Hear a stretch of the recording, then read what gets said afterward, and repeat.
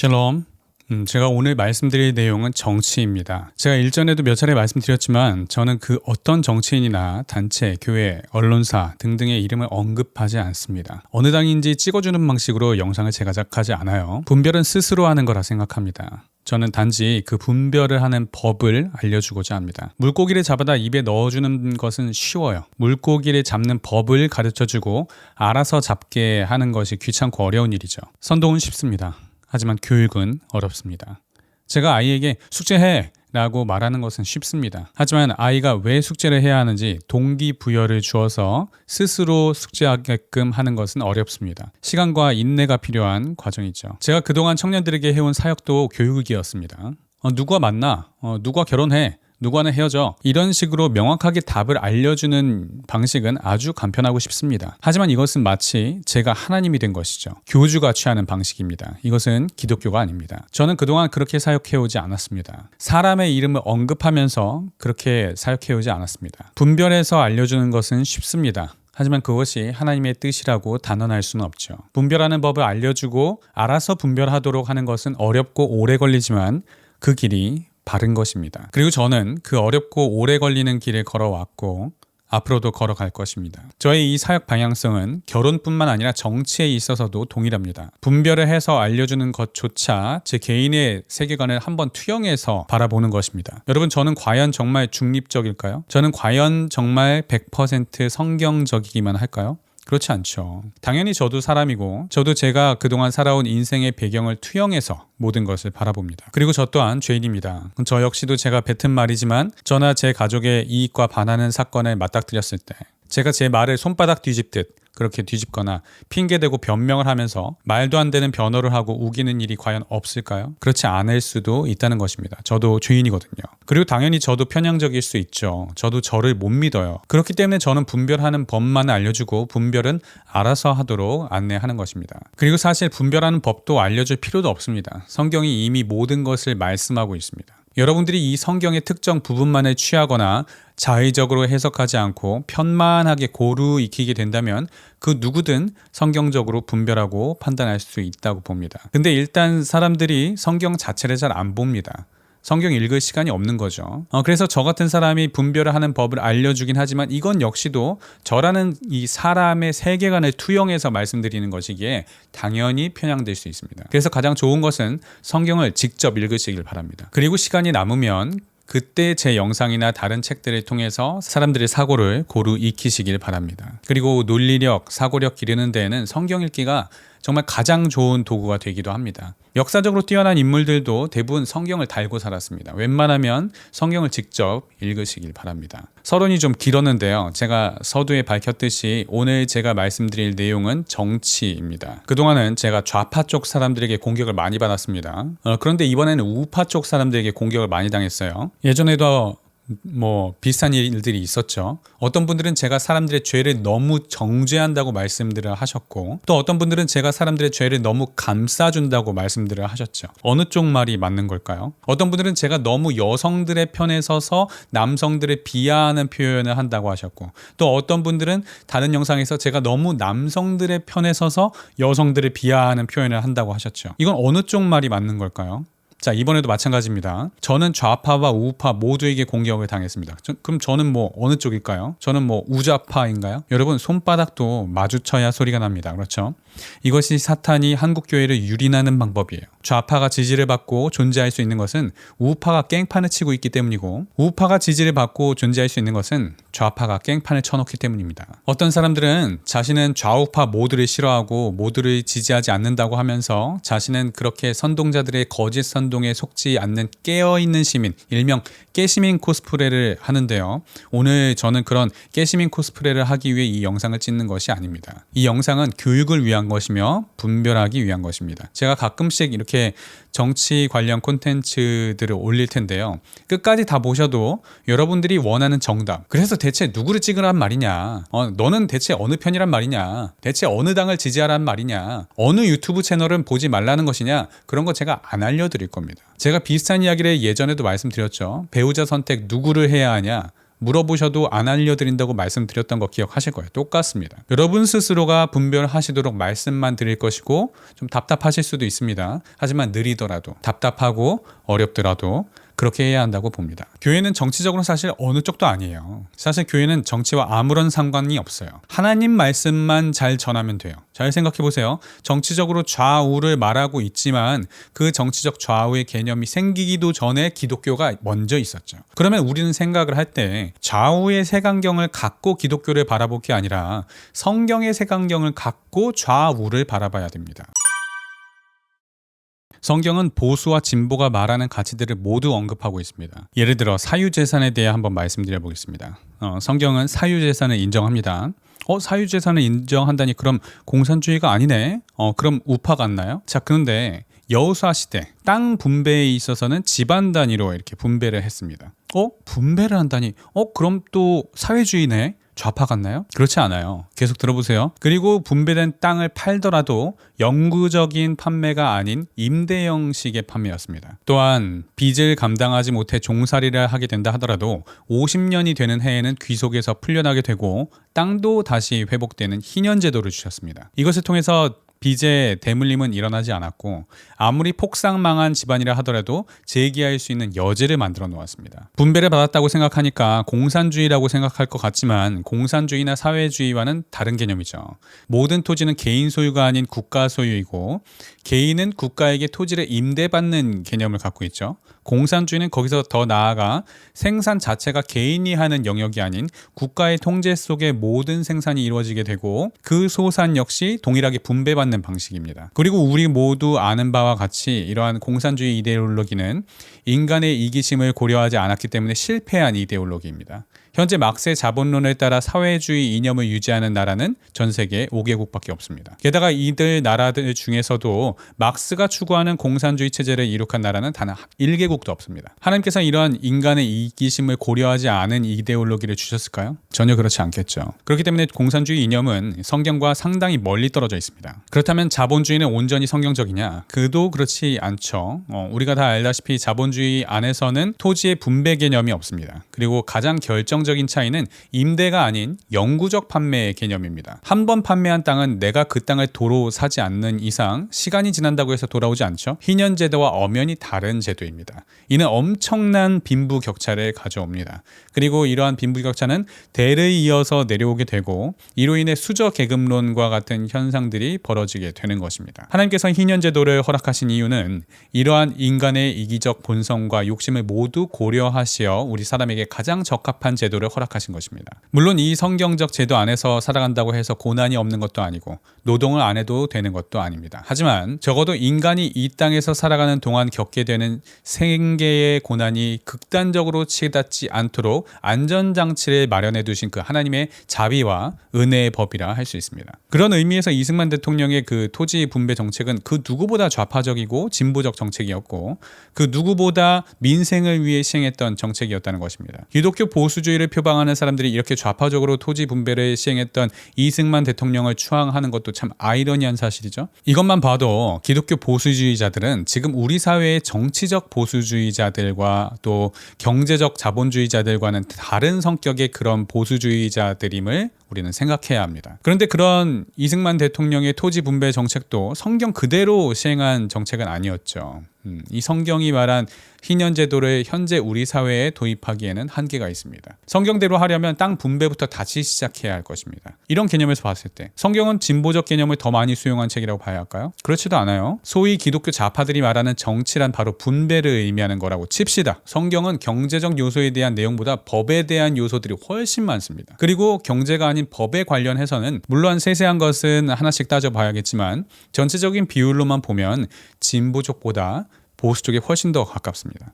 그러면 성경은 보수주의적인가요? 그렇지도 않죠. 죄는 미워해야 하지만 죄인은 사랑으로 품고 인내하며 기다려 주어야 하는 것이 또한 성경이 말하는 또 하나의 축입니다. 제가 말씀드리고자 하는 요점은 성경은 어느 쪽에 치우쳐 있는 것이 아니라는 것입니다. 경제적으로는 자본주의든 공산주의든 이 둘이 모두 성경적이라고 말할 수 없습니다. 그리고 또한 이념적으로는 보수주의든 진보주의든 모두 성경에 어느 정도 걸쳐 있는 것이 사실입니다. 그렇다면 크리스천이라면 어떻게 해야 할까요? 정치 참여를 크리스천어를 해야 할까요? 말아야 할까요? 어떤 분들은 정교 분리를 이유로 크리스천들은 정치에 참여해서는 안 된다고 말씀합니다. 그런데 이것은 사실상 말이 되지 않습니다. 정교 분리라는 말은 정치가 종교에 영향을 주어서는 안 된다는 말이지 종교가 정치에 영향을 주어서는 안 된다는 말이 아닙니다. 우리 크리스천은 대한민국의 국민으로서의 의무를 다해야 합니다. 이것을 거부한다면 대한민국에 거주할 자격이 주어지지 않습니다. 또한 대한민국 국민으로서 누릴 권리도 누려야 합니다. 국민으로서 우리가 갖는 투표권과 집회권은 당연히 행사할 수 있는 국민의 권리이고 성경은 이것에 대해 제한하는 말씀을 하고 있지 않습니다. 사도 바울도 자신의 로마 시민권의 권리를 갖고 스스로를 적극적으로 변호했고 수차례의 생명의 위협을 피했습니다. 또한 복음을 전파하기 위해 자신의 로마 시민권의 권리를 적극적으로 사용하기도 했습니다. 마찬가지로 우리 역시 대한민국 국민으로서 우리가 갖고 있는 국민의 권리를 적극적으로 활용할 수 있습니다. 독재 정권이 다스렸던 시대에도 철저하게 지켜지던 것이 정교 분리였는데요. 그 민주투사들이 교회나 절이나 성당에 들어가서 숨더라도 경찰들은 경찰력을 동원해서 종교시설을 수색하지 못했습니다. 독재 정권 시절에도 정치는 종교의 영향력을 행사하지 못했습니다. 종교의 자유는 그렇게 억압받던 시절에서조차 지켜져 왔던 숭고하고 절대적 자유의 영역이었습니다. 우리가 차근법을 반대하는 이유는 이 차근법은 이 숭고하고 절대적이었던 종교의 자유를 이제 침해하고 들어와서 예배의 자유를 금지시키고 설교권을 침해하기 때문입니다. 대한민국의 헌법을 따르기 이전에 먼저 하나님의 말씀인 성경을 따르는 사람들입니다. 우리에게는 이것이 더 상위법입니다. 만약 대한민국 정부가 종교를 탄압해서 종교를 인정하지 않는다거나 집합금지 명령을 때린다거나 한다면 우리는 그것에 응해서 앞으로 예배를 드리지 말아야 할까요? 중국 정부에서 기독교를 탄압한다고 해서 중국 크리스천들은 예배도 드리지 말고 성경도 보지 말고 신앙도 포기해야 할까요? 그렇지 않다는 것입니다. 우리 사회가 쌍방이 합의하에 혼전성관계를 해도 괜찮다 하더라도 크리스천으로서는 하지 말아야 한다는 것입니다. 이것처럼 우리 사회가 허용하고 있더라도 크리스천으로서 하지 말아야 할 행위들이 있는 것처럼 정치 참여 방식에 있어서도 우리 사회가 허용하고 있더라도 크리스천으로서 하지 말아야 할 정치 참여 방식이 있다는 것입니다. 그것은 바로 저격입니다. 저는 비판을 하더라도 그 비판을 하는 대상을 특정시키지 않습니다. 메시지를 적용하는 것은 오로지 그 메시지를 듣는 당사자 본인만 스스로 알고 깨우치고 돌이킬 수 있도록 하기 위한 것입니다. 이것이 바로 예수님께서 가룟 유다에게 쓰셨던 방식이기 때문입니다. 그리고 이것이 죄는 미워하지만 죄인은 사랑하는 역설적 진리를 추구하는 기독교인들이기에 취해야 하는 방식입니다. 예수님께서는 가룟 유다가 자신의 팔자임을 아셨습니다. 하지만 예수님께서는 자신의 팔자가 누구인지를 제자들에게 밝히지 않으셨습니다. 단지 가룟 유다 본인만 스스로 알고 깨우치고 돌이킬 기회를 주신 것입니다. 예수님께서 대중 앞에서 사람들에게 회개를 촉구하실 때 어느 누군가를 특정해서 비난하지 않으셨습니다. 이것은 비난이 목적이 아니었기 때문입니다. 그들이 말씀을 듣고 깨닫고 돌이키기를 소망하셨기 때문에 특정지어 비난하지 않으셨습니다. 현장에서 가늠하다 붙잡힌 여인에게 돌로 치려는 사람들에게도 그 돌로 치려는 사람들 한 사람 한 사람을 비난할 목적이 아닌 단지 돌이키게 할 목적으로 말씀하셨기 때문에 그들의 행위를 지적하실 뿐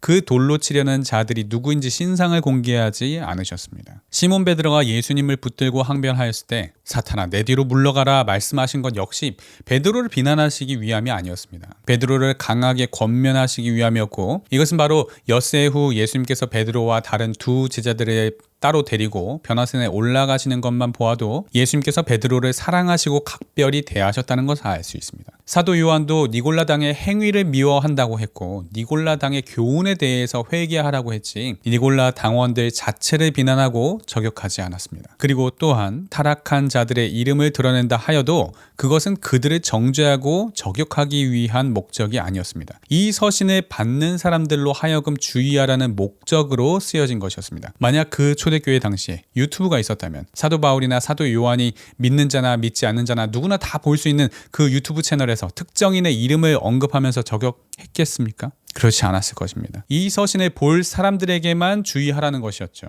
이것은 배교자들이나 타락한 자들의 이름이 어느 서신에 기록되어 있는지를 보면 알 수 있습니다. 니골라당에 대한 내용은 요한계시록 에베소 교회와 버가모 교회에 특정되어 있습니다. 디오드레베를 경고하는 내용은 요한 3서 가이오에게 개인적으로 편지하는 내용입니다. 후메네오, 알렉산더, 빌레도, 부겔로, 허모게네, 데마는 디모데에게 보낸 개인적 목회 서신, 거기에 기록되어 있습니다. 사도 바울이 공식적으로 보내는 서신에는 누군가의 이름을 공개적으로 드러내며 저격하고 낙인을 찍는 방법으로 출교를 시키거나 정죄하지 않았습니다.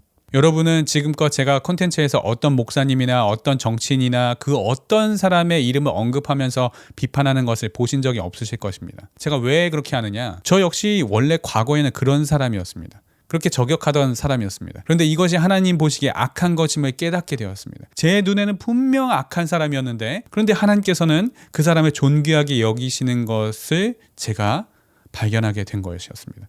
제 눈이 잘못된 것이었죠. 그때 저는 아주 깊은 회심이 있었습니다. 아주 지구가 뒤집어지는 듯한 경험이었습니다. 그래서 그때부터는 제 눈을 신뢰하지 않기로 했습니다. 저 역시 이중잣대로 바라보았던 그 제 자신을 발견하게 되었던 것이죠. 저도 감당하지 못할 멍해를 다른 이에게 지우고 매우 엄격한 잣대를 요구하는 제 자신을 발견하게 되었습니다. 게다가 그 사람을 사랑하는 마음도 없이 그저 제가 생각하는 정의를 실현하기 위해서 저격하는 데 앞장섰던 제 자신을 발견하게 되었습니다. 나도 완벽하지 못한데 다른 사람들에게는 완벽을 요구하는 제 자신을 발견하게 되었습니다. 저는 그때 엄청난 회개를 하게 되었고 저는 이것을 매우 두려워하게 되었습니다. 우리는 물론 사람들에게 회개를 촉구해야 합니다. 죄에 대해 말해야 합니다. 하지만 그 방식은 누군가를 특정하면서 그 사람의 죄를 지적하는 형태로 가서는 안 됩니다. 제가 동성애는 죄라고 말을 하더라도 제 설교를 듣는 자가 스스로 듣고 찔리고 깨달음으로 돌이키든지 아니면 오히려 이 설교를 듣고 대적하는 마음을 갖든지 이것은 듣는 자의 반응입니다. 하지만 적어도 전하는 자는 그 죄를 짓는 자가 누구인지를 그 신상을 대중에게 알림으로 모욕을 주고 명예를 훼손하는 방식으로 회개를 촉구해서는 안 됩니다. 우리가 대중에서 죄에 대해 말할 때에는 사람을 특정지어서는 안 됩니다. 제가 만약 단에서 설교하면서 모모자매님 지금 무슨 죄 짓고 있으시죠? 회개하세요. 모모 형제님 무슨 죄 짓고 있으시죠? 회개하세요. 이렇게 한다면 이것이 온당한 설교라고 할 수 있겠습니까? 그렇지 않을 것입니다.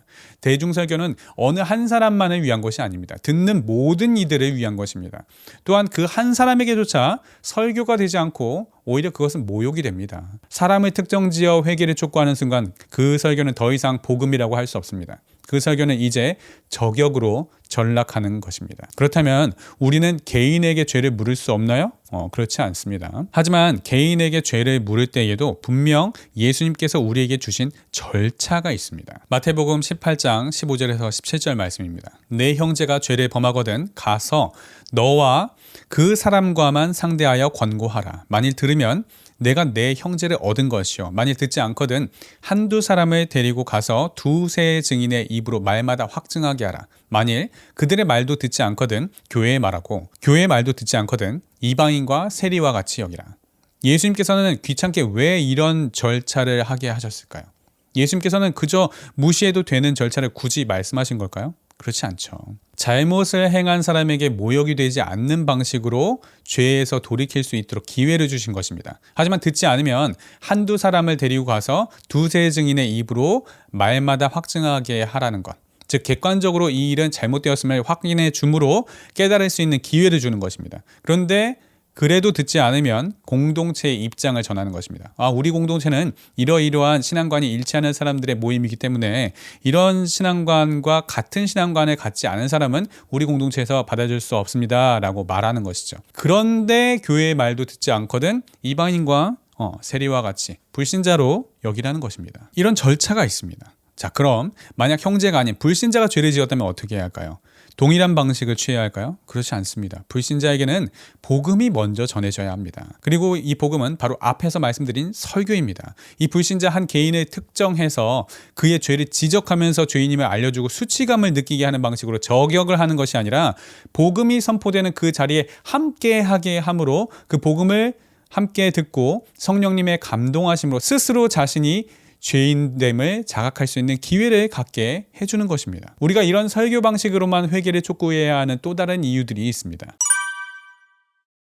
구약시대든 신약시대든 모든 사람은 죄인입니다. 따라서 누가 누구의 죄를 지적하거나 물을 수 있는 그런 자격이 되는 사람은 아무도 없습니다. 이빠른 소리를 내는 것이야 뭐 그 누구든 할 수 있으나 이빠른 소리를 한다고 해서 그것에 영적 권위가 실리지는 않습니다. 같은 이빠른 소리라도 그 이빠른 소리에도 사람을 살리는 이빠른 소리가 있고 사람을 죽이는 이빠른 소리가 있습니다. 구약의 예언자들은 단순히 이빠른 소리를 하는 사람들이 아닙니다. 그들은 자기의 목소리, 자기가 각기 옳다고 여기는 자기 소견을 말하는 사람들이 아니었습니다. 그들은 하나님께서 주신 말씀을 대언하는 역할을 했습니다. 가령 요나에게 가서 회개의 메시지를 전하라고 하셨기 때문에 요나는 니느웨에 가서 회개의 메시지를 전달했던 것이었고, 이것은 뭐 호세아, 예레미야 등등 수많은 예언자들에게 동일하게 하나님께서 일하시는 방법이었습니다. 그 모든 예언자들도 다 죄인들이고 부족한 인간들이었기 때문에 그들 역시 다른 사람들에게 회개를 촉구할 자격은 없었습니다.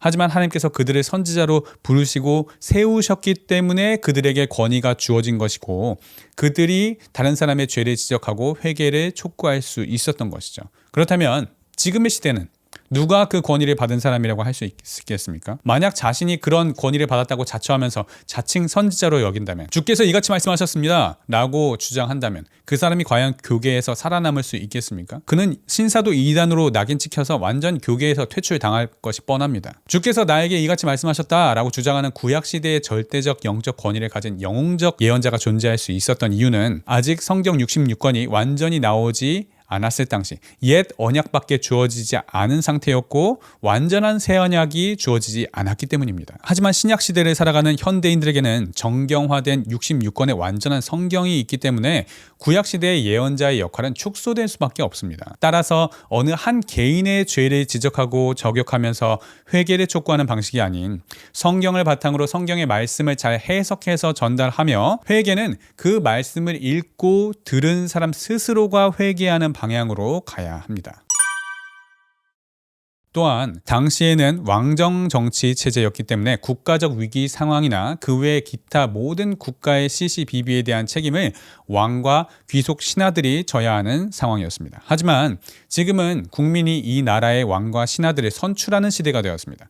따라서 국가의 위기나 국가의 타락에 대한 책임은 권력을 가진 특정인들에게만 부과되지 않습니다. 이 책임은 그들을 선출한 국민 모두에게 부과됩니다. 모든 권력은 국민에게서 나옵니다. 국민 한 사람 한 사람이 국가이면 곧 왕들입니다. 따라서 구약시대의 예언자들이 나라의 통치자들이나 특정 개인들에게만 회개를 촉구하는 일들이 많았다면 민주주의 체제를 살고 있는 이 시대에는 이 나라를 통치하고 있는 모든 국민들에게 회개를 촉구하고 모든 국민들 스스로가 회개하는 방식으로 구현되어야 합니다. 왕정 정치 체제와 민주주의 정치 체제의 또 다른 차이점은 회개의 발화점입니다. 왕정 정치 체제일 때에는 종교 개혁이 그러니까 아사왕이나 요시아왕이나 아니면 총리, 느헤미야, 에스라와 같은 그런 실권을 쥐고 있거나 높은 권력을 가진 사람들로부터 시작되어야 했습니다. 왕의 권력이 곧 국가적 종교 개혁으로 이어지게 되는 것입니다. 하지만 지금의 민주주의 정치 체제는 회개의 발화점이 위에서부터 시작될 수 없습니다. 대통령이 영적으로 회개하여도 이것은 대통령 개인의 회개로 끝나게 될 뿐 이것이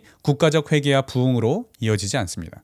이는 우리 모두에게 종교의 자유가 주어졌기에 어느 누구에게도 그 행태에 대해 강제성을 부여할 수 없기 때문입니다. 오늘날의 교회와 사회의 부흥은 위로부터의 개혁이 아닌 밑에서부터 국민들의 회개에서부터 부흥이 시작될 수밖에 없는 사회적 구조와 한계를 가지고 있습니다. 어느 특정 개인에게 책임을 물을 수 없는 구조적 한계가 있고 어느 특정 개인의 회개가 곧 사회의 개혁으로 이어지지 않는 한계점 때문입니다. 따라서 오늘날의 교회와 사회의 개혁과 부흥은 복음을 들은 개개인 스스로가 죄인임을 자각하는 것에서부터 시작합니다. 그렇기 때문에 가장 중요한 것은 복음 전파이고 이 복음 전파가 가장 거룩하게 선포되는 교회의 설교단을 수호해야 합니다. 죄에 대한 명확한 성경적 가르침이 선포되어야 하며 로마서 1장에서 3장까지의 그 사도 바울의 선포처럼 모든 사람을 죄인으로 정죄함으로 자신의 구원을 위해 우리의 구원을 위해 예수님께 달려갈 수밖에 없도록 복음을 선포해야 합니다. 단 교회는 정치적인 방법, 선동하는 방법, 누군가를 저격하는 방법을 써서는 안 됩니다. 아무도 그 개인을 저격할 자격이 없기 때문입니다. 개인 스스로가 깨닫도록 기회만 줄 뿐이지 그 개인이나 교회의 이름을 공개적으로 비방하면서 저격하게 되는 순간 복음은 저격이 되고 예배는 선동이 되어버립니다. 따라서 우리의 복음 전파는 그 죄를 지은 사람을 저격하는 방법으로 구현될 것이 아니라 그 사람이 지은 죄에 대한 성경적 기준과 그에 따른 보응을 밝히 드러내는 방식으로 구현되어야 할 것입니다. 그런데 지금 한국교회는 이런 질서들, 성경의 방법들이 완전히 무너진 채 자기 소견에 옳은 대로 저격하고 있습니다. 우리는 성급한 일반화의 오류를 피해야 할 것입니다. 어떤 외국 사람이 한국 사람들은 다 인종차별주의자야 라고 말한다면 그게 맞는 걸까요? 물론 한국 사람들 중에서는 인종차별하는 사람들도 있겠죠. 하지만 그렇지 않은 사람들도 많죠. 그런데 한국 사람은 인종차별주의자라고 낙인 찍어버린다면 이것은 성급한 일반화의 오류라고 할 수 있는 것이죠. 이건 역시 한국인이라는 집단에 대한 잘못된 낙인을 찍는 것입니다. 자, 종교통합 물론 악하죠. 그럼 WCC와 NCCK의 가입 교단과 그 교단의 소속 교회들, 그 교단에 소속된 그 소속 성도들은 모두 WCC와 NCCK 동의하기 때문에 그 교회와 그 교단에 남아있는 걸까요? 그렇지 않아요. 그 안에서 여전히 투쟁하면서 싸우시는 분들 얼마나 많은지 몰라요. 여러분은 대한민국 정부가 자신이 지지하지 않는 정당이 정권을 잡았다고 해서 바로 이민 가나요? 아니면 여전히 대한민국 안에서 투쟁하시나요? 대부분은 이 대한민국에 여전히 살면서 투쟁하실 거예요. 그런데 어떤 집단에 속해 있기 때문에 그들을 바로 악마화하는 것은 분별력이 있는 크리스찬도 아니지만 그 전에 분별력이 있는 국민이라고 할 수도 없을 것입니다. 저도 인터넷에서 수많은 분들에게 공격을 당한 적이 있어요. 당연히 저는 그분들에 대한 마음들이 좋지 않겠죠. 근데 제가 그분들에게 공격을 당했다고 해서 그분들이 속한 단체 전체를 악하다고 생각할까요? 그렇지 않아요. 한 공동체 안에서도 얼마나 다양한 사람들이 얼마나 다양한 신앙의 수준을 갖고 얼마나 다양한 인격의 수준, 지적 수준을 가지면서 유기적으로 관계하며 살아갑니까? 저와 제 아내조차도 서로 동의가 되지 않고 이해가 되지 않는 차이를 갖고 살아갑니다. 심지어 그 단체나 그 교회의 대표도 아닌 사람들과의 대화를 통해서 그 집단은 다 그렇다라고 여길 수가 없다는 것입니다.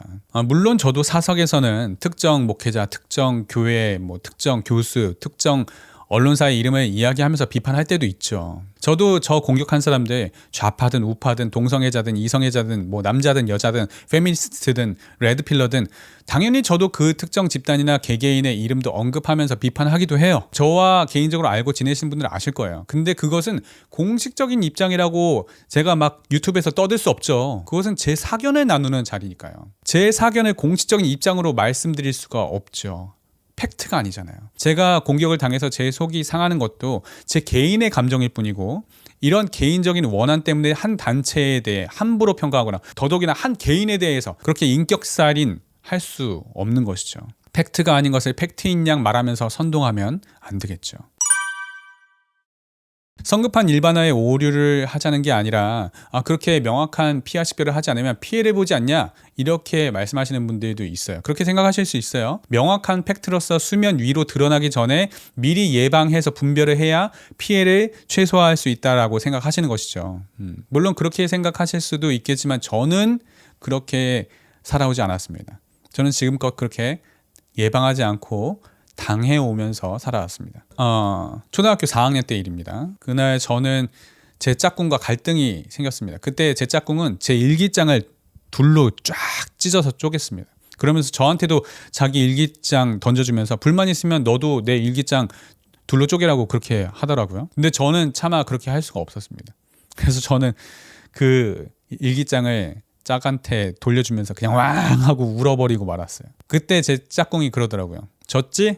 앞으로는 나한테 까불지 마. 그때부터 저는 여자가 무섭더라고요. 아무튼 그런 일이 있었습니다. 마찬가지로 4학년 때 일입니다. 고무동력기 그 행글라이더 대회가 열리던 날이었어요. 과학실에서 행글라이더를 만들던 중이었는데 먼저 시작한 그 5학년 형이 저한테 오더니 그 고무동력기 고무줄을 10분만 빌려달라고 하는 겁니다. 테스트할 때만 쓰고 다시 돌려주겠다고 하는 거예요. 근데 여러분들이 그거 써보시면 아시겠지만 그 고무동력 그 고무줄을 한번 감아서 쓰게 되면 그 고무줄 탄력이 좀 줄어듭니다. 그럼 당연히 기록이 안 좋겠죠. 근데 고무줄 없는 그 형 사정이 워낙 딱하잖아요. 그리고 어차피 제 고무동력기가 완성되려면 좀 시간이 남았기도 했고요. 그래서 고무줄을 빌려줬어요. 그리고 이제 완성된 사람들은 운동장에 나가서 테스트를 받으라고 선생님께서 말씀하셨어요. 그래서 하나둘씩 이렇게 완성해서 테스트 받으러 자리를 뜨는 거예요. 결국 과학실에서 모든 사람들이 다 나가고 저 혼자만 남았어요. 그 형을 기다리는 거죠. 근데 아무리 기다려도 그 형이 안 돌아오는 거예요. 한 2시간 정도 기다린 것 같아요. 얼마나 지났을까? 제 같은 반 친구가 이렇게 지나가다가 교실 밖에서 저를 우연히 발견한 거예요. 제가 이렇게 가만히 과학실에서 앉아 있으니까. 여기서 뭐 하고 있냐 이렇게 물어보더라고요. 그래서 제 사정을 쭉 얘기하니까 대회 아까 다 끝났다라고 하더라고요. 그러면서 그 친구가 이러더라고요. 넌 너무 착해서 탈이야. 그래서 만들었던 이제 고무만 빠진 그 고무동력계 행글라이더를 챙겨서 집에 가고 있었어요. 나중에 어디서 이제 고무줄만 구해서 그걸로 이제 갖고 놀 생각으로 가지고 한 거죠. 근데 또 그날따라 이제 날씨가 흐리긴 했는데 집에 가는 길에 갑자기 또 이제 소나기가 쏟아지더라고요. 근데 아시는 분들은 아시겠지만 그 고무동력기 살 대에 종이를 풀을 발라서 이제 붙여서 만들잖아요. 비가 오니까 그 풀기가 마른 게 다시 풀리면서 종이가 다 떨어지더라고요. 결국엔 집에 가면서 그 고무동력기가 다 망가져서 갖고 놀지도 못하는 그런 상황이 되었습니다. 하루 종일 고생하면서 기대하면서 만들었는데 하루 종일 했던 게 다 허사가 되었었어요. 호의를 베풀었는데 오히려 그렇게 피해를 받았었죠. 자, 그러면 그 뒤로부터 제가 다른 사람들한테 호의를 베풀던 것을 멈췄을까요? 그렇지 않았습니다. 저는 거의 학창시절 평생을 괴롭힘에 시달리면서 살아왔습니다. 왕따를 당했고 억울하게 폭행도 당했습니다. 그 친구들이 저를 괴롭히거나 때릴 것을 미리 예단해서 예방하는 차원에서 막 선빵을 치거나 당연히 그런 적도 없을 뿐더러 심지어 그들이 일방적으로 때리더라도 그냥 맞고만 있었습니다. 싸우더라도 말로만 싸울 뿐 그들한테 뭔가 어떤 물리적인 피해를 입히거나 때리는 것은 제 심성상 건널 수 없는 선이었습니다. 차라리 맞고 말지 라는 게 제가 지금껏 살아온 라이프 스타일입니다. 그리고 저는 이것이 성경적이라고 봅니다. 고린도전서 6장 7절 말씀에 차라리 불의를 당하는 것이 낫지 아니하며 차라리 속는 것이 낫지 아니하냐. 억울하더라도 이렇게 하는 것이 하나님께서도 제게 바라는 자세가 아닐까 이렇게 생각합니다. 제 억울함은 제가 아닌 하나님께서 갚으실 영역이라 생각하기 때문입니다. 예방을 하지 못하고 조기 발견을 하지 못하고 초동 대응을 하지 못하고 뒤늦게 피하 식별을 하게 되므로 늦장 대처를 함으로 인해 손해를 당하더라도 말씀대로 살아가는 것이 차라리 낫다고 봅니다. 그리고 그것은 결코 손해가 아니라고 생각합니다. 말씀대로 살아가는 것으로 인해 당하게 되는 손해에 대해서는 하나님께서 아름답게 보시고 또한 갚아주실 것이기 때문입니다. 베드로전서 2장 19절 말씀에 부당하게 고난을 받아도 하나님을 생각함으로 슬픔을 참으면 이는 아름다우나 라고 했죠. 그리고 로마서 12장 19절에서 21절 말씀에 내 사랑하는 자들아 너희가 친히 원수를 갚지 말고 하나님의 진노하심에 맡기라. 기록되었을 때 원수 갚는 것이 내게 있으니 내가 갚으리라고 주께서 말씀하시니라. 내 원수가 줄이거든 먹이고 목마르거든 마시게 하라. 그리함으로 내가 숯불을 그 머리에 쌓아 놓으리라. 악에게 지지 말고 선으로 악을 이기라. 물론 그 갚음은 이 땅에서의 갚음이 아닐 수도 있습니다. 그런데 우리 크리스천은 이 땅의 결과를 두고 살아가는 사람들이 아닙니다. 우리는 천국만을 사모하며 살아가는 사람들입니다. 이 땅에서의 손해가 영원한 손해가 아니라고 믿고 살아가는 사람들입니다. 이 땅에서 당한 손해는 반드시 하나님께서 갚아주실 것이라 믿기 때문입니다. 천국이 없다면 제 친구가 얘기했던 것처럼 너무 착하면 탈이죠. 그러나 천국은 있습니다. 그렇기 때문에 너무 착한 것 전혀 탈이 아닙니다. 우리가 선을 행하되 낙심하지 말지니 포기하지 아니하면 때가 이름에 거두리라. 그러므로 우리는 기회 있는 대로 모든 이에게 착한 일을 하되 더욱 믿음의 가정들에게 할지니라. 그리고 진정한 복수는 원수의 회개입니다. 여러분들 혹시 경험을 해보신 분들이 있으신지 모르겠지만 우리를 괴롭히던 사람들, 우리에게 상처를 주었던 사람들이 세상에서 역관광 당할 때 기분이 통쾌하시던가요? 결코 그렇지 않잖아요. 저는 그걸 경험해 본 적이 있습니다. 과거에 저를 괴롭히고 극심한 상처를 냈던 사람이었고 한때는 정말 도저히 용서가 안 되었던 사람이었는데 나중에 그 사람의 인생이 꼬이고 피폐해져 가는 것을 보게 되는데요. 한때는 그런 정의 구현을 꿈꾸면서 막 시편 말씀 읽으면서 그의 인생에 그러한 진정한 참교육이 실현되기를 기대하면서 저주하는 마음으로 기도했던 적도 있었습니다. 그런데 정말 그의 인생이 꼬일 대로 꼬여버리는 것을 보면서 혹시 내가 그렇게 저주하면서 그렇게 기도해서 된 건 아닐까 하는 그런 생각으로 인해 좀 너무 미안하고 기분이 좋지 않았었죠. 나를 괴롭게 한 사람이 역관관 당하는 모습을 보고 고소하다고 하면서 기분이 좋아지는 것이 정말 주님이 주신 마음이라고 생각하시나요? 우리가 기뻐하는 이유는 우리를 그 악한 자의 손에서 구원해 주신 것에 대해서만 기뻐하고 감사해야지, 우리를 괴롭히던 자들을 멸하신 것으로 인해 기쁨이 막 일어나는 것은 주님께서 주신 마음이 아니라고 봅니다. 제가 정말 기쁠 때, 정말 통쾌할 때는 언제냐면요, 정의 구현 자체가 아닙니다. 그런 정의 구현으로 인해 그 사람이 자신의 잘못을 깨닫고 죄를 회개할 때입니다. 잘 생각해 보세요. 그렇게 정의 구현을 했는데도 불구하고 그 사람이 자기 잘못 인정 안 할 때 기분이 어떠신가요? 기분 안 좋잖아요. 여전히 화가 나잖아요. 그것만 봐도 우리가 진정 원하는 것은 정의 구현 자체가 아니라는 것이죠. 우리가 진짜 원하는 것은 그 사람의 반성, 그 사람의 회개를 원한다는 것입니다. 우리의 내면 안에 있는 진정한 복수는 정의 구현 자체가 아니라 그 정의 구현을 통한 상대방의 반성과 회개에 있는 것입니다. 그리고 그것은 정의 구현으로 이루어지지 않는다고 봅니다. 그것은 성령의 역사를 통해서 자기 죄를 깨닫게 하심으로만 일어난다고 봐요. 정의 구현은 그 성령께서 하시는 방법 중에 하나일 뿐이죠. 그런데 만약 우리가 그 사람을 공개적으로 저격을 하게 된다면 돌아올 수 없는 강을 건너게 된다고 봅니다. 우리는 지금 프레임 전쟁의 포화 속에 살아가고 있습니다. 사실 이 프레임 전쟁은 사탄이 사람들을 속이고 이간질하는 아주 전형적인 방법입니다. 이건 아주 오래전부터 진행되어 온 역사적 사실입니다. 그런데 우리는 그런 역사적 사실에서 교훈을 배우지 못하고 지금도 동일한 잘못을 또 되풀이하고 있습니다. 한 가지 예를 들어봅시다. 저는 당연히 동성애를 반대하지만 크리스천들이 동성애를 반대하는 것을 구호로 쓰는 것을 지혜로운 방법이라고 생각하지 않아요. 왜냐하면 그 구호를 쓰는 순간 사탄이 크리스천들을 공격하기 좋은 프레임에 걸려드는 형태, 그 덫에 걸려드는 길로 가는 것이기 때문입니다. 자, 보세요. 크리스천이 동성애를 반대하잖아요. 그럼 반대쪽에서는 어떻게 나오나요? 왜 동성애만 차별하냐고 나옵니다. 근데 사실 기독교는 그렇지 않아요. 기독교는 동성애만 반대하는 입장이 아니죠. 기독교는 동성애 외에 다른 죄들도 모두 다 반대합니다. 모두 다 정죄예요. 모든 사람은 죄인이고 의인은 없나니 하나도 없다는 것이 성경의 가르침이에요. 만일 너희가 사람을 차별하여 대하면 죄를 짓는 것이니 율법이 너희를 범법자로 정죄하리라. 누구든지 온 율법을 지키다가 그 하나를 범하면 모두 범한 자가 되나니. 이것이 성경의 가르침입니다. 그 가르침에 따라 물론 동성애자가 죄인이라고 생각은 하지만 우리는 동성애자만 죄인이라고 생각하지 않아요. 이성애자들도 다 죄인이에요. 그런데 우리가 그 수많은 죄들 중에 하나를 원픽해서 반대를 외치게 되면 차별이라는 프레임에 스스로 갇히게 되는 거예요. 크리스천들은 성소수자를 차별한다는 프레임에 스스로 갇히게 되는 것이죠.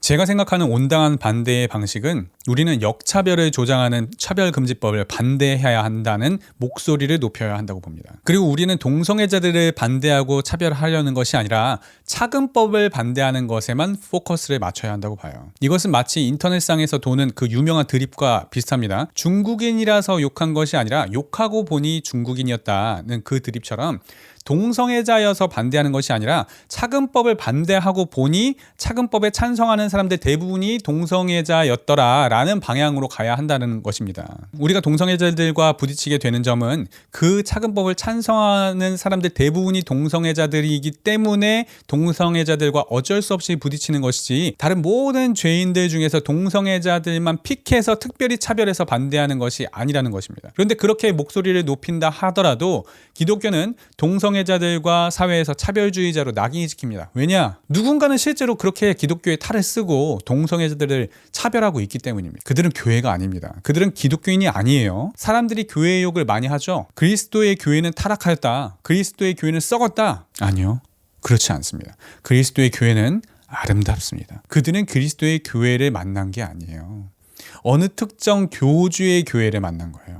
그런데 스스로 자칭 기독교인이라고 하면서 동성애자들을 혐오하고 차별하고 적대시하고 미워하니까 기독교 전체가 오해를 받는 것이죠. 이것이 프레임 전쟁입니다.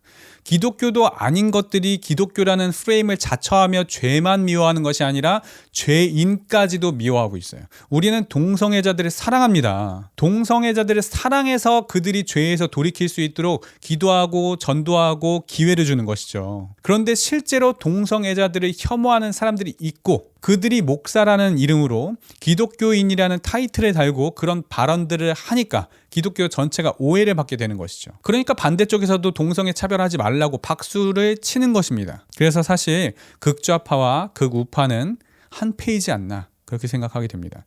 사실 극좌파만 있다면 그들의 목소리는 지지를 받을 수가 없습니다. 사람들이 누구나 평등하게 대하고 서로 존중하는 그런 사회를 이루고 있는데 차별하지 말라! 라고 하는 그 목소리가 지지를 얻을까요? 그렇지 않겠죠. 미친놈이네 이렇게 생각하겠죠. 누군가는 어디에선가는 정말로 차별을 하고 있기 때문에 그들의 목소리가 지지를 받는 거예요. 마찬가지로 사실상 극우파만 있다면 그들의 목소리는 지지를 받을 수가 없습니다. 북한 정권도 없고 사람들이 각자의 자율성을 다 보장하는 사회를 이루고 있는데 자유를 보장하라! 라는 목소리가 지지를 얻을까요? 그렇지 않겠죠.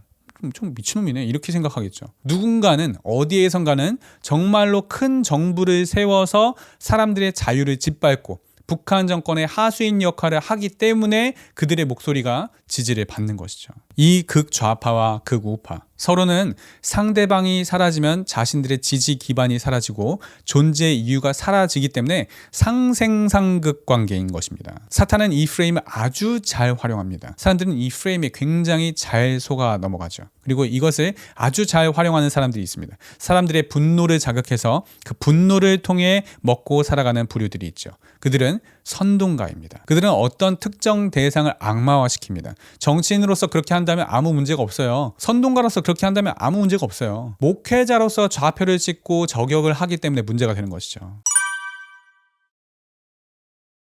제가 최근에 어떤 선동가 목사님의 선동 방식을 보고 상당히 인상 깊게 본 적이 있는데 그분은 자신의 유튜브 채널을 통해서 선동을 하시는데요. 그분의 선동 방식은 자신이 반대하는 목사님의 그 교회나 뭐 학교 캠퍼스 안에 들어가서 천막을 치고 북을 치면서 농성하거나 방언기도나 그렇게 저격하는 방식을 취합니다. 제가 식사하러 가던 중에 그 모습을 볼 기회가 생겼어요. 식사하고 돌아오면서 그 모습을 촬영을 딱 하려고 했는데요. 식사를 마치고 와보니까 이내 철수하고 사라지신 거예요. 제가 보니까 불과 1시간에 채 하지를 않으시는 거예요. 그러니까 날씨가 많이 추워지셔서 뭐 그러신 건지 모르겠지만 아주 짧게 하셨습니다. 그런데 그 라이브 방송을 보시는 분들의 반응은 이 시대를 깨우는 진정한 사역자, 추운 날씨에도 고생하는 선지자, 타락한 목사와 교회들을 세우는 이 시대의 진정한 목자라고 막 칭찬하면서 막 후원을 합니다. 자신들이 차마 하지 못하는 것을 이 목사님께서 대신 하고 있다고 하면서 막 응원하고 후원합니다. 이 목사님은 그 사람들의 분노를 먹고 삽니다. 설사 이 목사님조차도 그렇게 하고 싶지 않더라도 그렇게 응원하는 사람들이 있고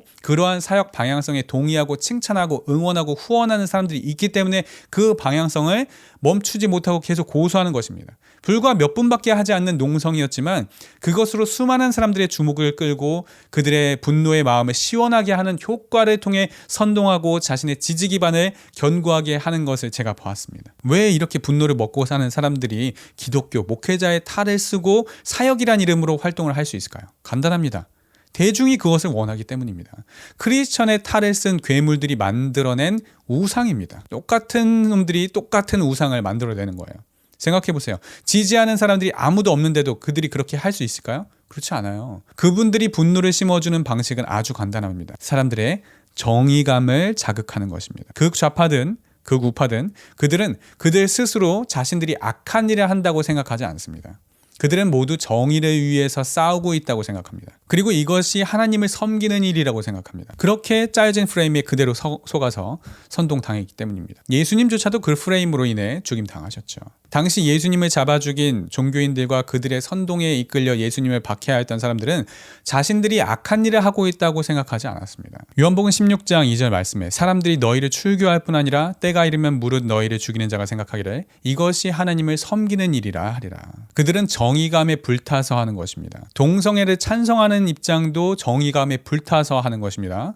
동성애자들을 혐오하고 차별하는 사람들에 대한 분노가 치밀어서 하는 것이죠. 반대도 마찬가지입니다. 동성애를 반대하는 입장도 정의감에 불타서 하는 것입니다.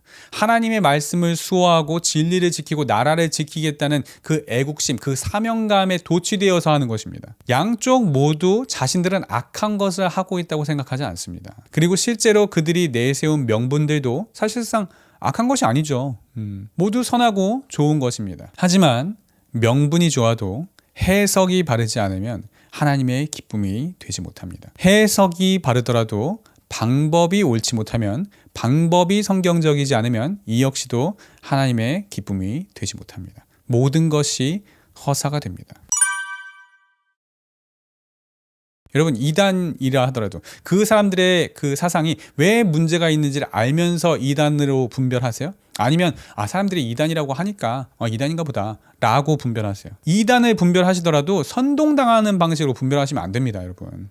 이단이 왜 이단인지 그 이유도 명확하게 알지도 못한 채 그저 언론이나 뭐 몇몇 유튜버들 선동하는 그 선동꾼들이 말하는 것만 듣고 그런가 보다, 뭔가 문제가 많나 보네, 그런 식으로 분별하는 것은 그건 분별이 아니죠. 그건 속임 당한 겁니다. 선동 당한 거예요. 어떤 사람들이 선동을 당하느냐? 멍청할수록 선동을 잘 당합니다. 그리고 그런 멍청한 사람들이 원하는 게 명확한 좌표, 그리고 저격, 이런 방식을 선호해요.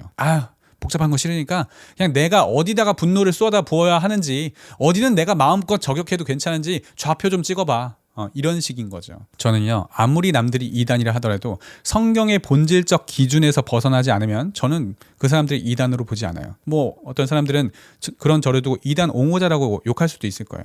근데 저는 그렇게 멍청하게 누군가가 그러면 자기 주관도 없이 그런가 보다 하는 식으로 그렇게 선동가들에게 멍청하게 끌려다니는 것이 이 사회를 망치는 거라고 생각해요. 그리고 반대예요.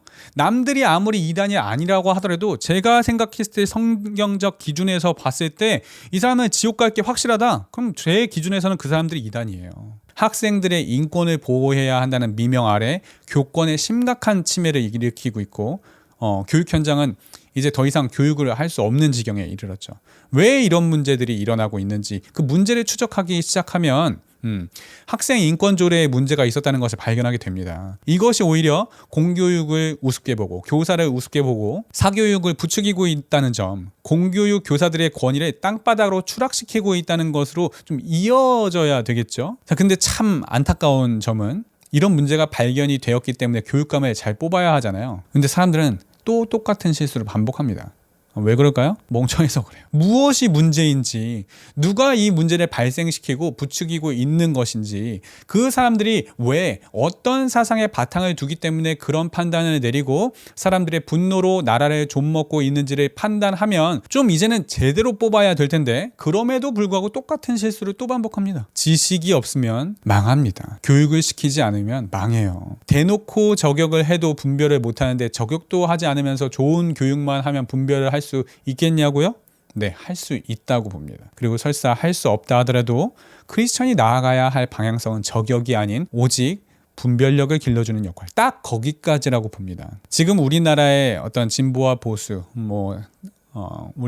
우리나라의 당들은 미국의 그 민주당과 공화당이 보여주는 모습과 상당히 다르다는 것을 느끼실 거예요. 제가 어느 당이라고 딱 명시하지 않겠습니다. A당, B당이라고 할게요. A당이 걷는 노선이 상당히 애매하죠. 보수도 아니고 진보도 아닌 것이 애매하단 말이에요. 왜 그런 것 같아요? 국민 전체의 핸들이 한쪽으로 돌아가 있으니까 자신의 그 정치적 생명을 유지하려면 당연히 여론을 무시할 수 없으니까 그렇게 애매하게 걷는 것이죠. 제가 그 입장에 동의하는 것은 아니지만 한편으로는 이해가 돼요. 왜 저렇게밖에 할 수 없겠나. 근데 그런 노선은 장기적으로 봤을 때 그냥 다 같이 죽자는 것입니다. 그냥 완전한 Y로 갈 수밖에 없는 거예요. 그리고 그게 반대쪽 파가 바라는 것이겠고요. 나라가 전체적으로 그렇게 한쪽으로 핸들이 틀어져 있으면 자신의 정치적 생명만 생각하고 당의 색깔을 국민들에게 맞추려고 애매하게 노선을 걸을 것이 아니라 지금 당장은 성과가 없다 하더라도, 지금 당장 자신이 정권은 잡지 못하더라도 국민들을 제대로 교육시켜서 한쪽으로 틀어진 핸들을 바로 잡은 뒤에 정권을 잡을 생각을 해야죠. 교육은 안 하고 애매하게 노선 걸으면서 같은 방식으로 저격하고 내부 총질을 해대면 그게 무슨 의미가 있을까요? 역사적으로 봤을 때 그렇게 되면 그냥 반대파에 다 흡수되는 거예요. 그리고 나서 그 반대파 내부 안에서 또 다른 당파가 갈라지게 될 때 그때까지 기다려야 되는 것이죠. 그 신진 4대부가 훈구파와 살인파로 나뉘었고 결국 훈구파가 몰락하고 살인파가 집권했잖아요. 그리고 그 정권을 잡은 살인파가 동인과 서인으로 나뉘고 또 동인이 또 북인과 남인으로 나뉘게 되고 서인은 노론과 소론으로 이렇게 나뉘게 되었던 것처럼 이 나라의 왕인 국민을 교육시키지 않은 채 그저 선동질만 일삼으면 제가 보기엔 애매한 노선을 걷는 그 판은 사라집니다. 사람들의 인식 속에 색안경이 껴진 채로는 객관적 판단이 불가능합니다. 색안경이 껴진 상태로는 자기가 반대하는 쪽은 아무리 잘했어도 그게 별로 잘 안 보여요. 근데 자기가 좋게 생각하는 쪽은 똥을 싸도 박수를 칩니다. 자, 그러면 더 잘하려고 노력해봤자 아무런 소용이 없다는 거예요. 잘못 안 하려고 아무리 노력해봤자, 정치를 아무리 잘해봤자 소용이 없다고요. 우리가 다 인간이고 죄인인데 먼지 털어서 안 나오는 사람이 있겠어요? 내가 아니면 내 주변 사람을 털어서라도 그렇게 먼지 털어서 저격해서 정치 생명을 추락시키는 거, 이게 전형적인 선동 방식입니다. 자기가 정권을 잡고 싶고 권력을 유지하고 싶은 사람은 자기가 잘하는 것에 관심이 없어요. 왕을 멍청하게 만드는 것, 왕을 구워 삶아서 왕의 눈을 가리우는 방식이 훨씬 간편하고 쉽다는 걸 아는 사람들은 정치를 잘하려고 하지 않아요. 어떻게 하면 좀 더 자기 정권을 오래 유지하도록 왕을 멍청하게 만들고 보여주고 싶은 것만 보여줄까, 이것만 생각하면서 고민합니다. 거짓말 하는데 모든 총력을 다 기울여요. 그리고 그 거짓말을 덮는데 총력을 다 기울여요. 엄한데 힘 빼지 않아요. 그러면 어떻게 하겠어요? 또 거짓말을 해야겠어요? 그건 아니죠. 색안경을 벗겨야죠. 제대로 볼 수 있게 해야 합니다. 그것이 교육입니다. 오래 걸려도 어쩔 수 없어요. 맞아요. 거짓말은 1초 만에 만들어지지만 그 거짓말을 바로 잡으려면 수만 마디를 해야 되죠. 그래도 해야죠. 뭐 어떻게 하겠어요. 색안경 벗겨내야죠. 제대로 교육시켜야죠. 다른 길은 없어요. 개인주의적 성향보다는 유행에 민감한 그런 공동체주의적 성향이 강한 국민성을 갖고 있어서 우리 대한민국이 선동에 약한 게 사실이에요. 그럼 그래도 어쩌겠어요. 교육 말고는 뭐 방법이 없습니다. 그렇다면 무엇이 옳은 방법, 성경적인 방법이라고 할 수 있느냐? 그것이 제가 서두에 말씀드린 방법, 분별을 해주는 방법이 아닌 스스로 분별할 수 있도록 방법을 가르쳐주고 분별을 알아서 하도록 교육하는 것이 성경적인 방법이라고 봅니다. 저는 서두에서 어떤 단체, 교회, 목회자, 개인 등등의 이름을 언급하지 않겠다 말씀드렸습니다. 저는 이것이 하나님의 방법이라 생각하기 때문입니다. 비난할 사람의 좌표를 찍어서 비난하거나 표를 줘야 할 사람을 찍어서 제공하는 것은 하나님의 방법이 아니라고 생각하기 때문입니다. 집회, 당연히 해도 됩니다. 투표도 당연히 해도 됩니다. 기독교인의 정치 참여 당연히 해야 합니다. 단 이건 역시 누군가를 저격하는 방식으로 되어서는 안 됩니다. 우리가 해야 할 것은, 우리가 크리스천으로 해야 할 것은 오로지 복음을 전파하는 것일 뿐입니다. 우리가 모여서 할 것은 저격이 아닙니다. 오로지 복음 전파입니다. 종교통합을 예로 들겠습니다. 물론 저는 당연히 종교통합에 긍정적이지 않습니다. 다만 기독교는 애초에 종교가 아닙니다. 그렇죠? 다른 종교와 달리 기독교를 믿는 우리의 구원은 애초부터 우리의 종교적 행위에 달려있지 않아요. 종교 통합을 하려고 하는 사람들은 애초에 기독교를 종교로 여기는 사람들이나 통합을 하려는 움직임을 취하려는 것일 테지요. 종교가 아닌 것을 종교로 여기고 자기네들끼리 뭐 통합한다 만다 하는데 그에 대해 뭐 당연히 뭐 긍정적으로 보지는 않겠지만 그걸 뜯어 말린다고 해서 뭐 될 일도 아니라고 봅니다. 그리고 그들이 뭐 통합하면 뭐 다른 프로테스탄트들이 그냥 가만히 있을까요? 프로테스탄트가 왜 프로테스탄트인데요? 신앙의 순수성을 지키기 위해 저항하는 정신을 가진 자들인데 통합한다고 따라가겠습니까? 제가 따라가겠어요? 그저 그들만의 리그일 뿐이에요. 저에게 있어서는 그저 대승불교랑 뭐 원불교랑 자기네들끼리 뭐 통합을 하니 많이 하는 것과 아무런 차이가 없습니다. 원래 악인들은 악한 대로 살아갑니다. 교회가 그 악인들을 의의 길로 걸어가도록 기회를 주는 방법도 오직 복음밖에는 없다고 보는 거예요. 그 외에 뭐 대중의 공개에서 낙인을 찍는 방식으로 아무리 종교 통합을 반대하고 막으려고 해봤자 그들은 자기들이 가던 길에 돌이키지 않을 것입니다. 우리가 해야 할 바는 저격이 아닌 오로지 복음뿐입니다. 그리고 복음을 전하고 그 복음을 받아들이느냐 마느냐는 본인들 선택입니다. 그래서 공예배를 드리는 것입니다. 우리의 복음이 선포되는 거의 유일한 곳은 바로 공예배입니다. 예배는 교회 등록이나 세례와는 다릅니다. 예배는 그 누구에게나 열려 있습니다. 우리가 교회에 신천지 출입 금지라고 써붙여 놓은 것은 신천지인들이 교회에 등록을 하고 세례 교인이 된 다음 그들이 자신들의 교리를 교회 내에 포교하는 활동을 금지하고 반대한다는 것이지, 신천지인들이 예배에 참석조차 하지 말고 구원의 길에서 영원히 배제시키기 위해서 그렇게 신천지 금지라고 써붙여 놓는 것이 아니죠. 우리가 예배 드릴 때 그 예배당 문 앞에서 예배 참석하시는 분들 뭐 신앙 고백이나 그 외 기타 등등을 이제 물어본다거나 아니면 시험을 친다거나 해서 통과된 사람들만 그렇게 예배 받아들이지 않잖아요. 왜냐하면 예배는 하나님의 말씀이 그들에게 일방적으로 선포되는 자리이기 때문입니다. 그래서 우리는 종교통합론자든 페미니스트든 동성애자든 신천지인이든 그 누구든 간에 공예배에는 와서 복음을 듣고 회개하여 변화될 기회는 열어놓아야 합니다. 물론 우리는 종교통합을 비롯한 여러 이단들에 대해 경계해야 합니다. 그러나 그 경계는 예배의 경계가 아닙니다. 멤버십의 경계, 등록의 경계이죠. 공예배는 늘 누구에게나 열려 있어야 합니다.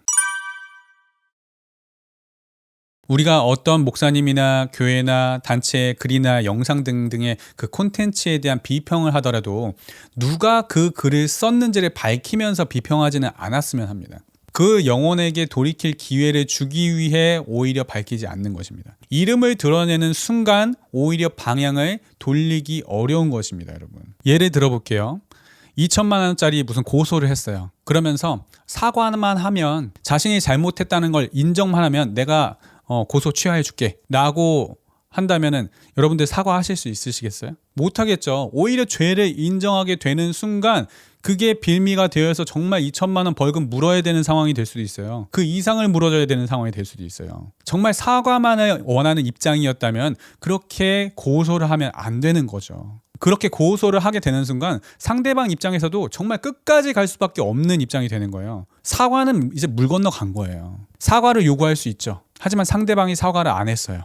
그러면 그것으로 끝내야 되는 거죠. 고소를 해서 억지로 엎드려 절받기로 사과를 하면 그게 진정한 사과겠어요? 진정한 사과도 아닐 겁니다. 마찬가지예요, 여러분. 그렇게 사람의 이름을 드러내면서 그 사람의 방향성을 바꾸려고 한다면 그 사람이 그 방향성을 바꾸겠어요? 오히려 본인이 왜 맞는지를 더 공고히 세우면서 그 방향성대로 추구하면서 나아가겠죠. 끝장을 보려고 하겠죠. 그러면 이제 돌이키는 것은 물 건너 가는 것입니다. 설사 본인이 정말 잘못을 인정하고 좀 이거 내가 조금 너무했나라고 싶은 생각이 든다 하더라도 그렇게 실명이 거론되는 순간 이제는 돌이킬 수 없는 거예요. 물론 그렇게 비평을 하면 그 글을 누가 썼는지, 어느 영상에 나오는 내용인지 캐물어 보고 이렇게 추적해내려는 분들이 계십니다. 소위 이렇게 성지순례라고 하죠. 이렇게 성지순례까지 하면서 역관과양하려고 하는 것이죠. 그들이 스스로 자발적으로 추적해서 찾아내려는 것까지 우리가 못하게 막을 수는 없죠. 그들은 분별력이 없는 사람들입니다. 이 세상을 이분법적으로 나누려는 사람들입니다. 그들에게 이 세상은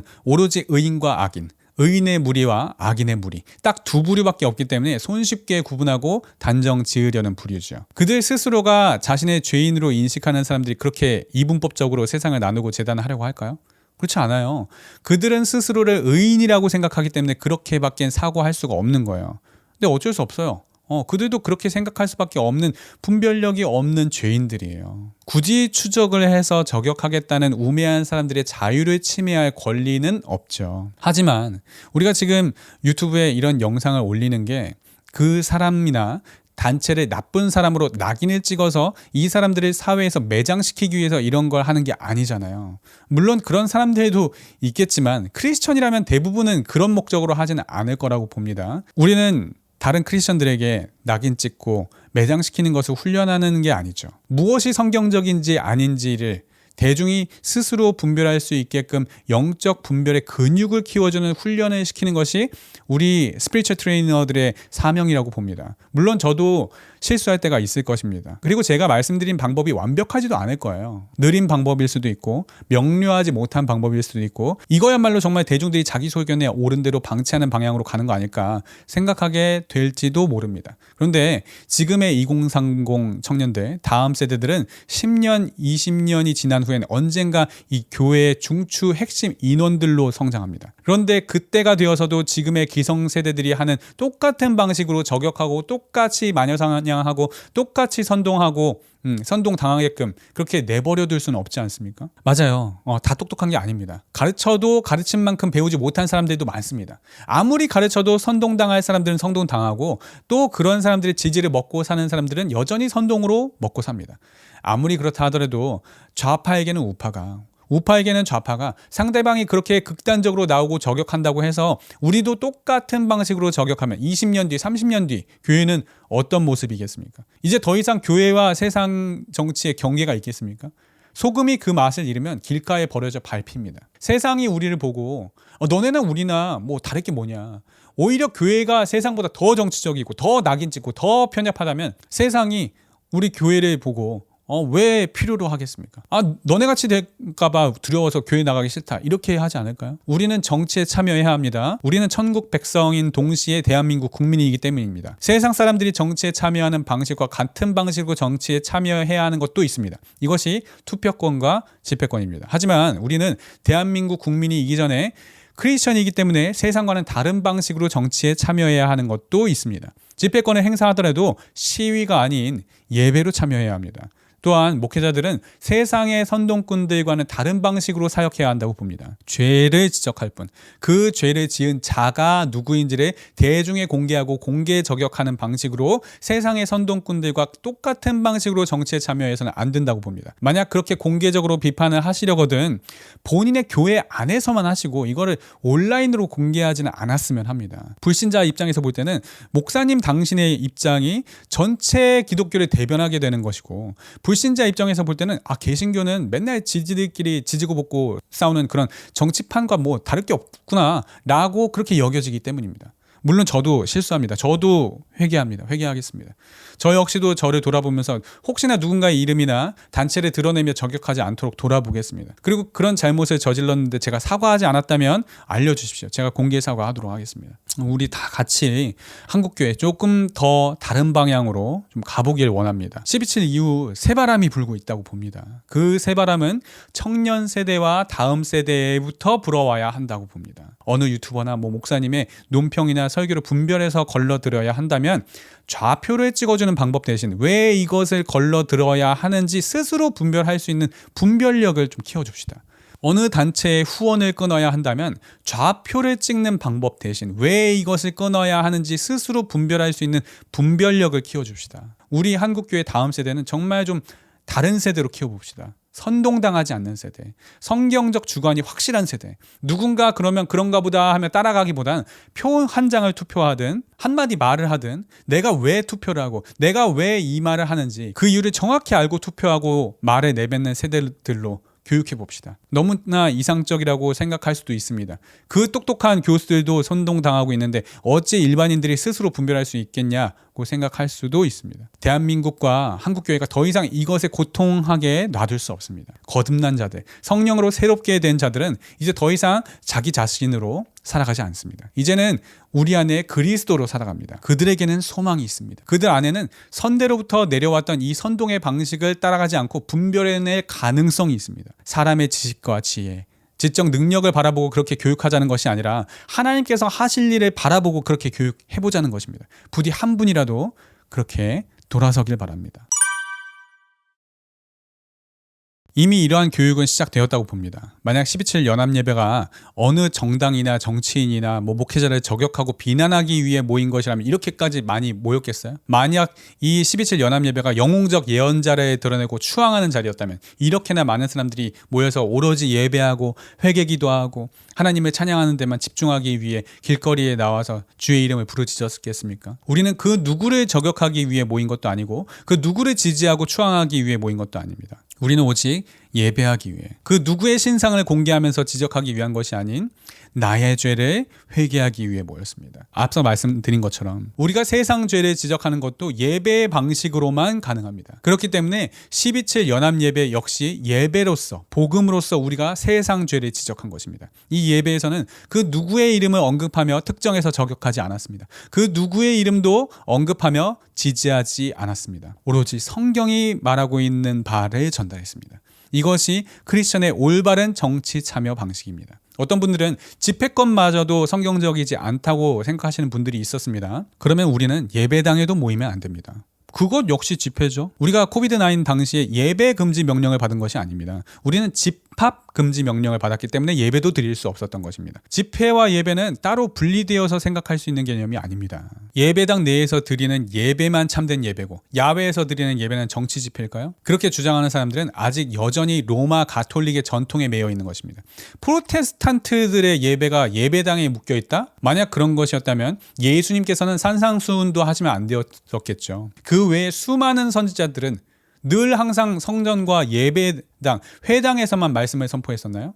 그렇지 않았습니다. 우리의 예배는 장소에 국한되지 않으며 복음은 때와 장소를 가리지 않고 전파되어야 합니다. 수문암 광장에서도 전파되어야 하고 하나님의 성전 안에서도 전파되어야 합니다. 또한 이번 12.7 연합예배의 취지는 그 이상의 목적이 있습니다. 종교 통합이든 페미니즘이든 그 외에 어떤 이슈든 간에 이 문제를 해결할 수 있는 방법은 오직 복음뿐입니다. 그런데 차근법은 이 복음의 가치를 훼손시키려는 시도입니다. 복음을 복음답게 전하지 못하게 막는 것입니다. 교회가 다른 친목단체와 다른 이유는 하나님의 말씀을 선포하기 때문입니다. 그런데 교회가 그 하나님의 말씀을 말씀답게 전하지 못하게 된다면 교회는 교회의 생명력을 잃어버리고 다른 기타 친목단체와 전혀 다를 바 없게 전락합니다. 그렇게 소금이 그 맛을 잃으면 길가에 버려져 밟히게 되는 것입니다. 교회는 이제 이름만 명목상 교회일 뿐 다른 친목단체와 전혀 다를 바 없게 되고 교회는 사라지는 것입니다. 종교 통합이다, 동성애나 신천지나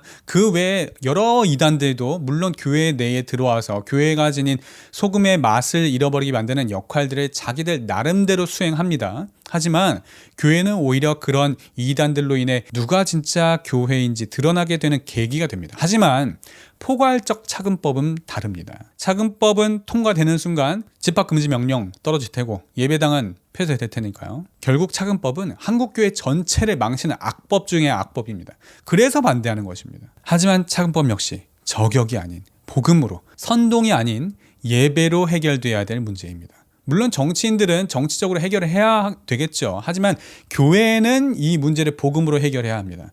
누군가의 이름을 드러내거나 누군가의 이름을 낙인 찍는 정치적인 방식으로 하는 것은 정치인들, 레카 유튜버들, 선동꾼들이나 취하는 방식이지 교회가 취할 방식은 아닙니다.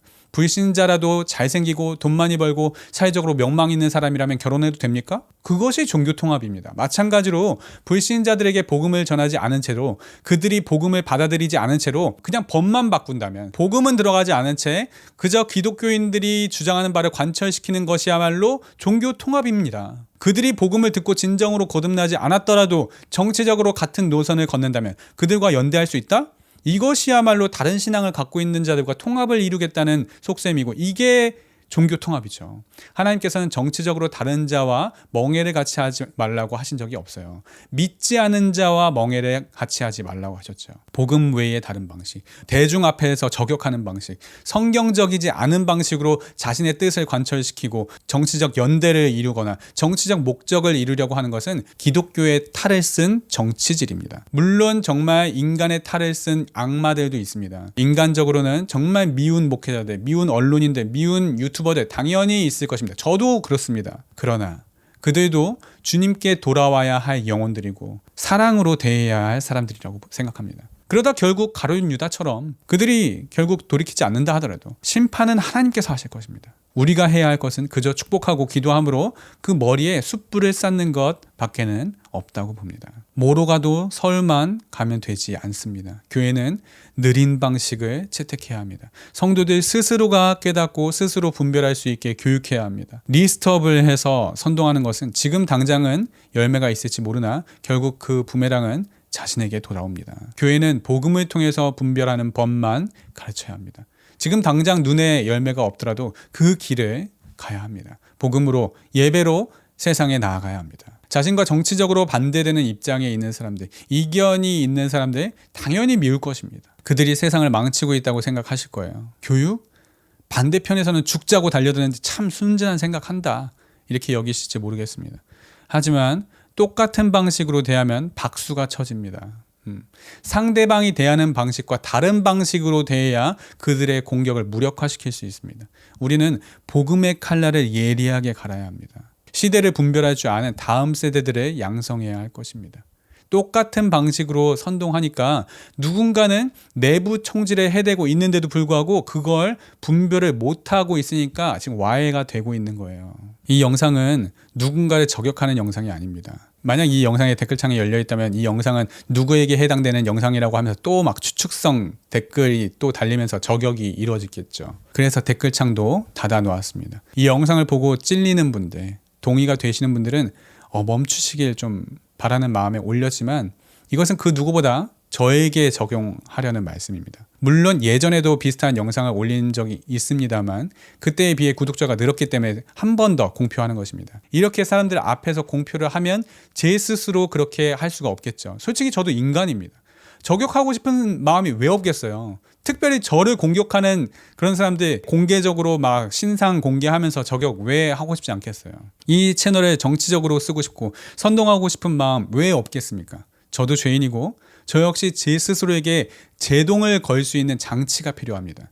앞으로라도 제가 혹시나 누군가의 이름을 언급하면서 저격을 하는 실수를 하지 않기 위한 것이죠. 또한 말씀드렸듯이 이것은 깨시민 코스프레를 하기 위함도 아닙니다. 가능한 한 제가 할 수 있는 선에서 성도들을 교육하고 더 이상 선동당하지 않고 스스로 성경적으로 잘 분별하는 한국교회 성도들이 되기를 바라는 마음에서 올리는 것입니다.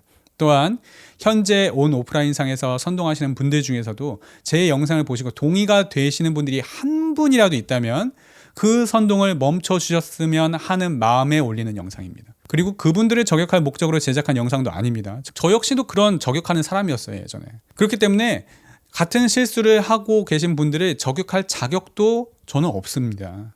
하지만 한국교회 전체를 바라보고 조금 더 멀리 보고 넓게 보았을 때 우리 청년들과 다음 세대까지 생각했을 때 무엇이 한국교회 전체에 좀 더 덕이 되는 차원이 될지 생각해 보시길 바라는 마음에 제작하였습니다. 물론 이것 역시 저의 좁은 소견일 수 있습니다. 혹시나 제가 깨우치지 못했다거나 놓치고 있는 부분이 있다면 이메일을 통해서 깨우쳐 주시길 바라고 너그러이 봐주시길 부탁드립니다. 그리고 인터넷에서 다른 분들을 저격하고 뭐 좌표를 찍는 모든 분들의 영상을 다 볼 필요가 없다라는 입장도 아닙니다. 그런데 저는 제 성격상 혹시나 단 한 사람이라도 마녀 사냥을 당할 위험이 있다면 그런 위험성을 갖고 있는 영상이라면 제가 어떤 오점을 두고 한 단체를 비난을 했는데 그 단체에 단 한 사람이라도 그 오점에 동의하지 않는 사람이 섞여 있다면 저는 편견을 갖고 마녀 사냥하게 된 거잖아요.